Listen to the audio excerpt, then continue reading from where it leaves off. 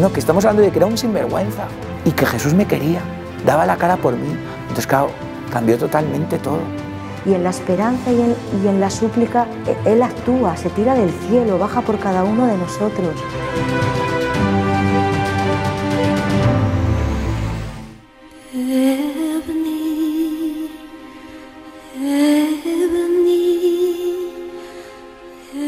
Pues yo nací no sé si lo sabes esto, yo nací en Lanzarote. Y bueno, mi padre trabajaba ahí, funcionario, y cuando yo ya tenía más o menos 3 años nos fuimos ya para la península. Y bueno, pues yo desde el punto de vista profesional me decanté por el derecho. Pero es verdad, y esto lo hilo con lo que me ha llevado aquí, es verdad que yo tenía una fuerte inquietud artística y creativa, ¿no? Pero que yo creo que por miedo nunca me atrevía a canalizarla de la manera adecuada. Por miedo y por pereza, debo decir. Me estoy tirando un pozal de no sé qué encima mío. Pero sí, esa es la verdad. Y entonces, por otra parte, desde el punto de vista de la fe, yo siempre digo que he tenido una fe heredada, ¿no? Y estoy agradecido por ello, ¿vale? Pero que como quien hereda en una partición hereditaria, pues simplemente me limité a aceptarla, no sé si a beneficio de inventario, pero me quedé con esa fe heredada y entonces yo creo que nunca fui, o durante un tiempo no fui suficientemente valiente como para pararme a analizar esa fe, ¿no? O sea, eso que es, quiero decir, que me dicen o me han dicho que en un trozo de pan hay una persona que es Dios, o sea, eso como se come, y nunca mejor dicho. Bueno, pues entonces sí que llega un momento por inspiración de la Virgen, que por una serie de circunstancias, que yo sí que me paro a analizar eso. Entonces es verdad que yo ya ahí lo sentí fuertemente, que es verdad, esa frase, o sea, el conjunto de palabras sí que están unidas y es verdad. Entonces, claro, ahí lo que pasa es que ya no... Una vez has visto esa realidad, ya no puedes actuar como si eso no existiera. Es verdad que luego, pues, las vivencias, los olvidos y las miserias de cada uno a veces alejan y enfrían la fe. Pero es verdad que esa realidad, esa verdad absoluta, pues ya no te hace... Cambia tu vida, cambia tu vida. Se podría decir que hay un antes y un después. Y bueno, pues luego yo soy funcionario, ya aprobé una oposición y con esa excusa de haber aprobado la oposición, pues yo ya notaba que la inquietud artística cada vez era más potente. Entonces, primero en Valencia hice algunos cursos así de un modo bastante no profesional o amateur y luego ya más adelante... ya dije, bueno, a ver, voy a intentar voy a sacar fuerzas de donde no tengo. Me ayudó mucho y se lo agradezco a la chica con la que yo salí en ese momento. Y entonces pedí una excedencia y entonces me vine aquí a Madrid y entonces hice un máster de guión en la TAI. Y sí que eso yo honestamente tampoco sabía muy bien para qué me iba a servir eso, teóricamente para hacer guiones, ¿no? Que eso a priori es fácil, pero claro, luego llevarlo a cabo y que eso cristalice una película, pues bastante complicado y más en España. Pero sí que es verdad que eso me dio una nueva visión y providencialmente ese año, pues una persona que ya conoces, Pietro, estaba en Valencia, precisamente, dando testimonio, y es gracioso porque la chica con la que yo salía me dijo, hay un testimonio de un chico que fue modelo en Valencia, van a ir mis amigas, y a mí me da una pereza impresionante, diciendo yo, ¿para qué voy a ir yo a un testimonio de un modelo? Bueno, en fin, me engañó, afortunadamente, la que era mi novia, fui allí, y entonces conocí a Pietro, me sorprendió mucho, me sorprendió bastantes cosas de él, vi que era una persona extremadamente, y era muy llamativo porque era una persona extremadamente humilde, honesta y destilaba bastante, yo diría, magnanimidad, ¿no? Y humildad, sobre todo, lo primero que he dicho. Y entonces, como él contó que tenía esa inquietud artística de cine, que es lo que a mí siempre me había fascinado, pues me quedé hablando un rato con él, porque él contó, no he dicho, contó su conversión, ¿vale? Que ya la conocéis de sobra, no la voy a repetir aquí. Y entonces me quedé hablando con él y bueno, pues quedamos. Él además casualmente vivía en Madrid, muy cerca de donde yo estaba haciendo el máster. Entonces empezamos a quedar. Y él, además que él es así, él me dijo, mira, pues mira, he hecho esto, o estaba haciendo esto pasado, que era lo que ahora es El beso de Dios. Entonces él me enseñó lo que había rodado hasta ese momento. Y entonces a mí me enseñó una parte que era la parte de ficción, ¿vale? Y entonces yo lo vi y me quedé bastante impactado, ¿no? Porque me sorprendió mucho la visión que tenía del cine, la visión creativa que tenía, la manera de contar cosas, porque eso es muy difícil y yo lo vi a un nivel bastante elevado. Y digo, este chico no tiene nada que envidiar a Malick o a Tarkovsky, que él no conocía a Tarkovsky. Luego yo me empeñé en que viera mucho Tarkovsky, porque soy muy fan de él. Y entonces, bueno, yo me quedé muy impactado. Entonces, bueno, nuestra amistad siguió. Y yo, que soy muy pesado cuando quiero, pues yo empecé a insistirle. Le dije, Pietro, esto no puede quedar así. No, pero tampoco yo sabía muy bien cómo, porque yo, o sea, tampoco quiero yo ser muy abrasivo o muy pesado o muy invasivo, y Pietro es como es, tú le conoces, pero bueno, yo poco a poco, cuando quedábamos, yo un poco se lo dejaba caer, en el sentido de, Pietro, esto no es que, no sé, esto puede ser bonito, ya no solo desde el punto de vista cinematográfico, sino desde el punto de vista de la fe, puede ser muy interesante porque bueno, y ahora meto yo la cuña. Yo creo que lo que pasa, Mercedes, es que muchos católicos no hemos sabido lo que tenemos, el tesoro que tenemos, ¿no? Ya no solo la fe, sino el hecho de, como he dicho al principio, que es que Dios se ha quedado con nosotros, y es muy fuerte, y lo tenemos todos los días con nosotros, y es de carne y hueso, y está vivo. Entonces, claro, yo comprendo que cuando nos lo explican de pequeños, o en el cole, en nuestra familia, o en catequesis, es que es algo tan inenarrable que es difícil de creer, que es que realmente no te lo crees y te lo dicen trillones de veces, y lo crudo de esto es que te quedas igual. Y es que no hay manera si no das la oportunidad de, más allá del análisis frío cerebral, abrir una rendija al corazón. Que esa es la clave, yo creo. Yo vivía en esa fase de, yo me acuerdo de estudiar, no me voy a meter con la filosofía, por Dios, Dios me libre, pero es verdad, que yo estaba en filosofía pues estudiando pues Nietzsche y autores similares, que creo que está muy bien estudiarlos, por favor. Entonces, estaba estudiándolos y entonces me empecé a plantear muchísimas cosas. Y entonces, con esa visión pura cerebral, de planteamiento absoluto de todo, yo creo que si solo te quedas con eso, se enfría el corazón. Porque es verdad que un análisis puro, cerebral, objetivo, frío de las cosas y de Dios, te lleva a alejarte de Él. Que es necesario, y que ese es el problema también de muchos católicos, que no analizan suficientemente su fe. Pero claro, si solo te quedas con una pata, es complicado luego contrarrestar, compensar, equilibrarlo debidamente. Entonces, pues bueno, nada, pues yo viví esos años con 17, 18, 19 años, pues teniendo, pues no sé, no dejé de creer del todo, pero es verdad que yo creo que tampoco era una fe muy firme, y a las primeras de cambio, pues ese castillo de naipes evidentemente se caía, o se cayó abajo, o se vino abajo. Y la verdad es que fue gracias a la Virgen, por pura necesidad egoísta. Y empecé a rezar a la Virgen, y es verdad que cuando rezas a la Virgen, ella al final, por H o por B, te lleva a su hijo. Y entonces fue eso que yo descubrí, claro, ¿y dónde está su hijo? pues en la Eucaristía.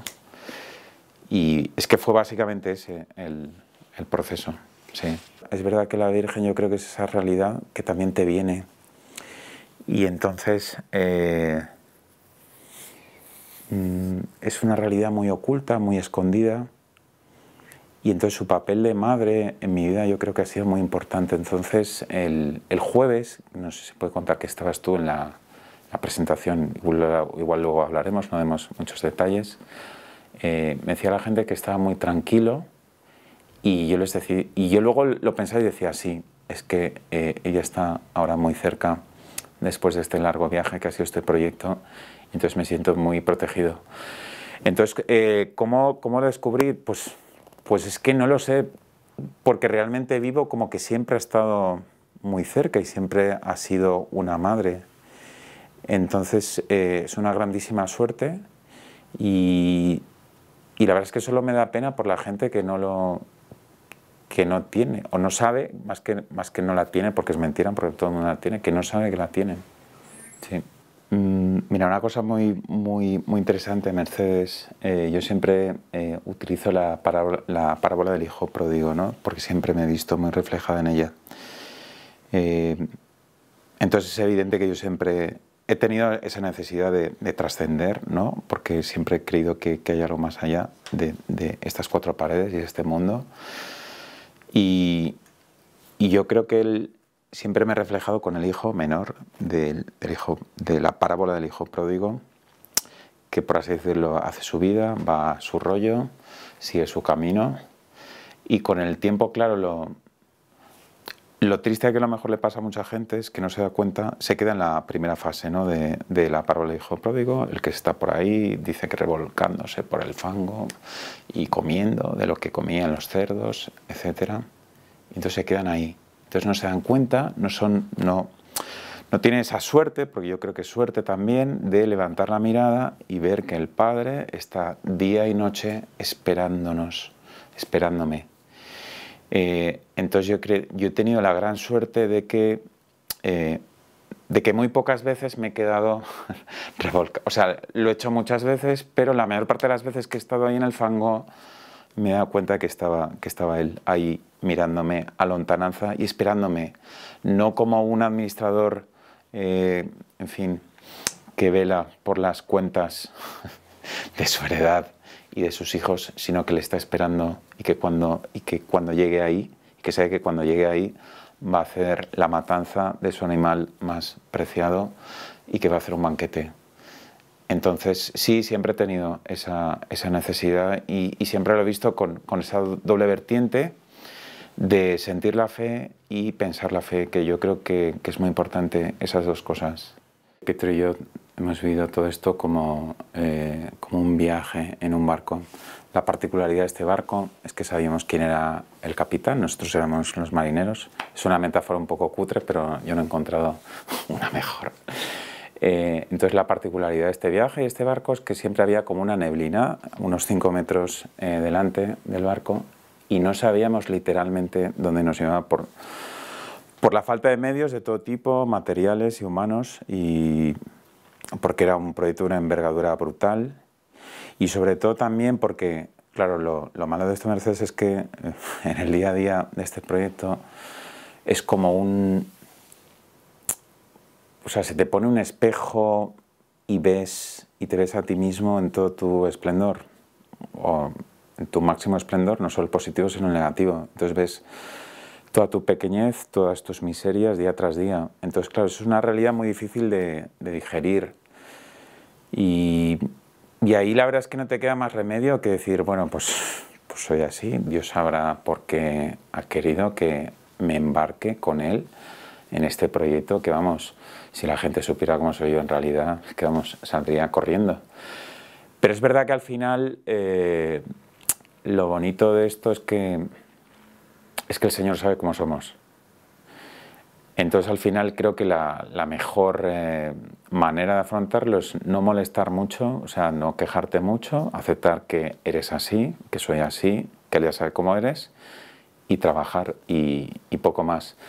Y entonces estos días, claro, yo también tenía esa curiosidad o esa O sea, pregunta de... Porque Pietro y yo ha habido muchas cosas que es que no hemos entendido. Es parte un poco del misterio, el misterio del proyecto y el misterio en sí mismo de la Eucaristía, ¿no? Y estos días se ha caído al suelo el velo del misterio. Y yo al salir de las proyecciones, y por ejemplo lo vi en tu cara, Mercedes, lo vi en muchas caras, y entonces ya vi cuál era el misterio, y es que el Señor estaba en vosotros. Y entonces vi que al final del trayecto ya habíamos llegado a la isla o a tierra, y entonces Él estaba en vosotros. Y entonces esos ojos vidriosos que he visto tantas y tantas veces, ha sido una cosa muy, muy, muy impactante, se ha plasmado de esta manera. Y se han plasmado y se han personificado de esta manera. Cuando uno trata de explicar lo inexplicable, que es por ejemplo la Eucaristía,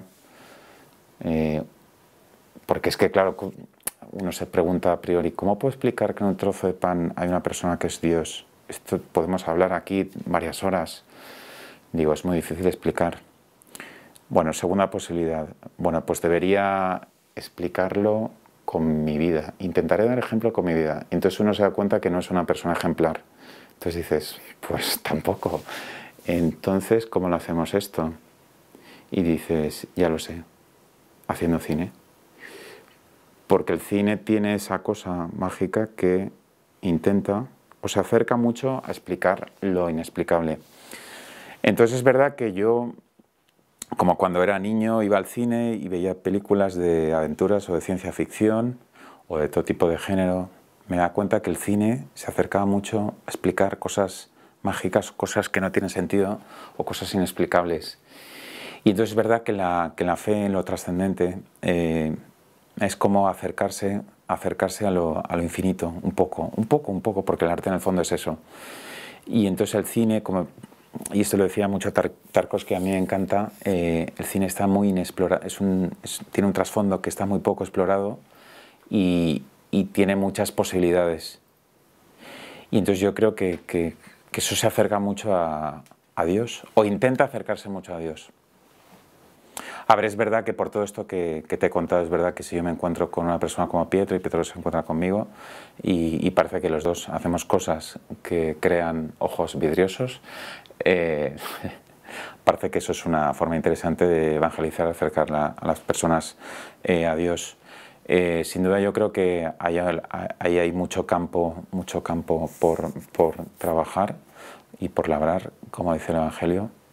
Y yo creo que el cine no necesariamente tiene que hablar de cosas explícitamente religiosas, que eso es muy importante, ¿eh? como creo que el documental que hemos hecho, pero puede hablar de muchas maneras y va a seguir acercando a personas a Dios. Pero sin duda hay que hacer cosas explícitamente relativas a Dios, como es este documental, Lo de Dios, sí. Pues yo sigo teniendo el mismo mal carácter, mi mismo mal genio, incluso peor. Sigo teniendo prácticamente los mismos defectos, incluso más, pero es verdad una cosa, que no veo la Eucaristía como antes. En este documental, lo bonito, que es increíble, Mercedes, un ejemplo muy tonto, si hubiéramos hecho un documental sobre los osos en Alaska, pues tendríamos como ejemplo, como campo de trabajo, por los osos en Alaska, o bueno, otros osos por el mundo. Y aquí estamos hablando de la misa, entonces tenemos el privilegio de que todos los días hemos podido utilizar la herramienta de trabajo de este documental, y eso hemos hecho. Entonces es verdad que eso no nos ha dejado indiferentes, y entonces lo que vemos en la Eucaristía y todo lo que se cuenta en el documental, Pietro y yo lo hemos notado multiplicado por 100.